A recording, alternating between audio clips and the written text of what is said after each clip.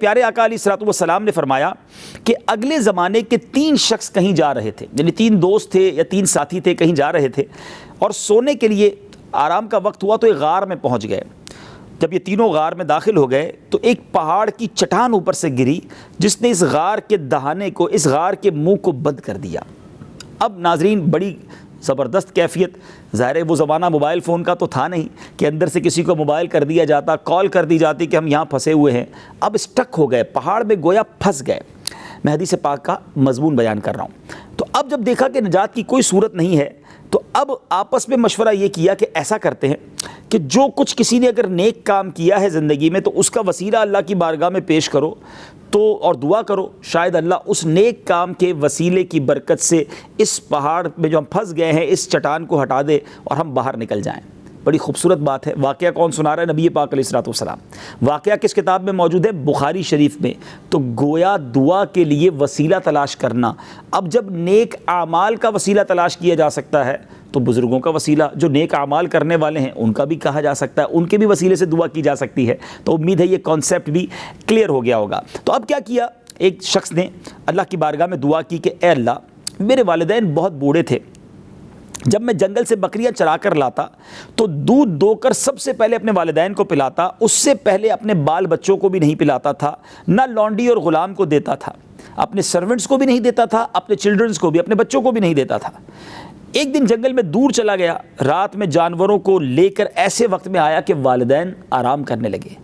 یا اللہ، میں دودھ لے کر ان کے پاس پہنچا تو وہ سوئے ہوئے تھے، بچے بھوکے تھے، مگر میں نے والدین سے پہلے بچوں کو پلانا پسند نہ کیا اور یہ بھی پسند نہ کیا کہ والدین کو سوتے سے جگا دوں۔ تو دودھ کا پیالہ ہاتھ میں لے کر میں ان کے جاگنے کے انتظار میں رہا۔ صبح ہو گئی اور جب والدین جاگے تو میں نے ان کو دودھ پلایا۔ جب انہوں نے دودھ پی لیا تو اس کے بعد میں نے اپنے بچوں کو اور اپنے گھر والوں کو دودھ دیا۔ اے اللہ عز و جل، اگر میں نے یہ کام تیری خوشنودی کے لیے کیا ہے تو اس چٹان کو ہٹا دے۔ اس شخص کا یہ دعا کرنا تھا کہ ناظرین وہ چٹان تھوڑی سی ہٹ گئی، مگر اتنی نہ ہٹی کہ جس سے یہ تینوں باہر نکل سکیں۔ اب دوسرے شخص نے دعا کی اور کیا کمال کا اس نے کام کیا تھا جو وسیلہ پیش کیا کہ اے اللہ، میرے چچا کی ایک لڑکی تھی جس کو میں بہت محبوب رکھتا تھا، میں نے اس کے ساتھ برے کام کا ارادہ کیا مگر اس نے انکار کیا۔ ایک وقت وہ تکلیف میں آئی، قحط میں تھی، مصیبت میں تھی، اب اس نے میرے پاس وہ جب رقم مانگنے آئی تو میں نے اسے 120 اشرفیہ دیں مگر اس کے بدلے اسے برے کام کے لیے راضی کیا۔ وہ راضی ہو گئی مگر جب میں نے اس پر قابو پا لیا تو وہ اللہ کا خوف رکھتی تھی، تیرا خوف رکھتی تھی مالک۔ اس لڑکی نے مجھے کہا کہ اللہ سے ڈر۔ جب اس نے مجھے یہ کہا تو میں نے تیری رضا کی خاطر اس حرام کام سے اپنے آپ کو بچا لیا۔ اے مالک، اگر میں نے وہ حرام کام تیری رضا کے لیے چھوڑا تھا تو آج اس چٹان کو ہٹا دے۔ وہ چٹان اپنی جگہ سے تھوڑا اور سرک گئی مگر ابھی بھی اتنی جگہ نہ تھی کہ یہ نکل سکتے۔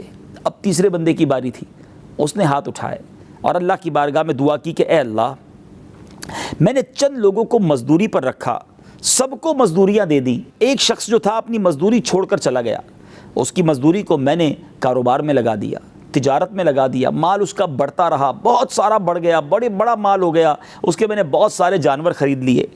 کچھ سالوں کے بعد وہ شخص آیا اور اس نے کہا کہ میں اپنی مزدوری بھول گیا تھا، میری مزدوری دے دو۔ تو میں نے کہا کہ یہ جو کچھ اونٹ، گائیں، بیل، بکریاں تم دیکھ رہے ہو یہ سب تمہاری ہیں۔ اس نے کہا کیوں مذاق کر رہے ہو؟ اس نے کہا جی ہاں، تمہارے جو پیسے تھے وہ میں نے تجارت میں لگائے اور اس تجارت سے مجھے اتنی برکت ہوئی ہے، یہ سب تمہارا ہے۔ وہ شخص خوشی خوشی وہ سامان لے کر چلا گیا۔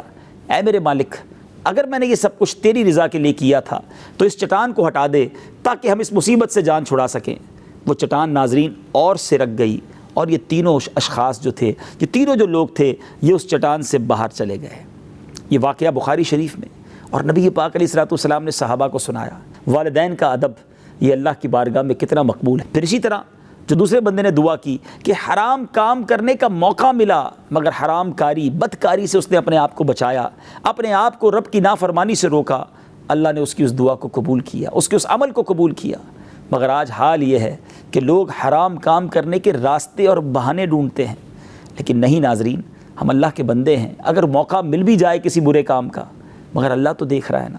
کاش یہ دل میں خیال گھر کر جائے کہ اللہ دیکھ رہا ہے۔ ناظرین، ہم اس واقعے کے بارے میں سن رہے تھے جو بخاری شریف میں ہے۔ تیسرا وہ شخص جس نے دعا کی، اور وہ کیا شاندار اس نے کام کیا کہ ایک مزدور کی مزدوری کو امانت کے طور پہ رکھا، اور جب وہ شخص آیا واپس تو اسے لوٹایا بھی اور بہت کچھ بڑھا کے دیا۔ آج تو حال یہ ہے کہ بندہ کہتا ہے اگر وہ بھول گیا تو چلو اب میرا ہو گیا نا۔ کسی کا مال ہڑپ کرنے کے لیے لوگ تیار رہتے ہیں، آج کسی کے پیسے دبا لیتے ہیں، زمین پر قبضہ کر لیتے ہیں اور کہتے ہیں ہمارا کوئی نہیں بگاڑ سکتا۔ ٹھیک ہے، آج آپ کا کوئی نہیں بگاڑ سکتا، مگر ایک دن ہوگا جب مظلوم کا ہاتھ ہوگا اور ظالم کا گریبان ہوگا، اس دن چھٹکارا نہیں ملے گا۔ اللہ کی بارگاہ میں پھر نیکیاں دینی پڑ جائیں گی، اگر نیکیاں نہ ہوئیں تو مظلوم کے گناہ لینے پڑ جائیں گے، اور ایسی روایتیں موجود ہیں کہ بندہ قیامت کے دن نیکیاں لے کر آئے گا لیکن ساتھ دل توڑ کر آیا ہوگا، گالی دے کر آیا ہوگا، ظلم کر کر آیا ہوگا، مال دبا کر آیا ہوگا، اور اب ان تمام مظلوموں کو اس کی نیکیاں دی جائیں گی، نیکیاں ختم ہو جائیں گی مگر حق ادا نہیں ہوگا، تو پھر حکم ہوگا کہ اب مظلوموں کے گناہ اس کے سر پر ڈالے جائیں، اور یہ شخص حقوق العباد ادا نہ کرنے کی وجہ سے جہنم میں ڈالا جائے گا۔